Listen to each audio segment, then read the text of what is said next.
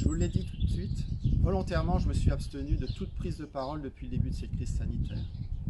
Cette trêve politique était pour moi indispensable pour me permettre de mettre toute mon énergie dans la gestion de ces moments difficiles.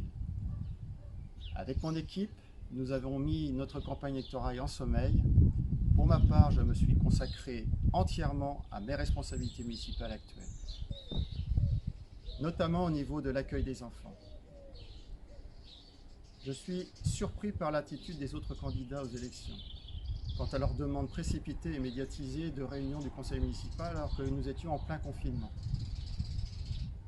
La cellule de crise dont je fais partie a été très active depuis le début du confinement. Les décisions prises dans le cadre strictement légal de l'état d'urgence sanitaire sont purement opérationnelles. Aucune de ces décisions n'a un caractère stratégique ou d'investissement qui engagerait la commune sur du long terme. Nous avons travaillé sans relâche avec tous les agents de la ville disponibles, que je remercie vivement. Ensemble, nous avons tout fait pour maintenir une continuité de service public et du lien, en particulier avec ceux qui souffrent de l'isolement. Dans des circonstances comme celles que nous vivons, le sang-froid, la rigueur et la solidarité s'imposent.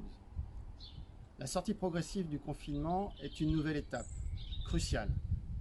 Dans cette période de reprise, il est de notre devoir de donner confiance à chacun, à la fois pour reprendre sa vie familiale, sa vie sociale et sa vie professionnelle.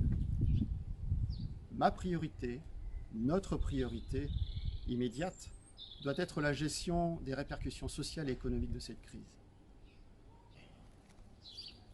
Dans notre volonté de démarche participative, mon équipe et moi-même reviendrons prochainement vers vous, les habitants d'Ancey-Saint-Gérion, pour les consulter sur la façon dont ils imaginent l'après-crise et leurs priorités. Mais chaque chose en son temps. Le temps électoral reviendra en temps voulu.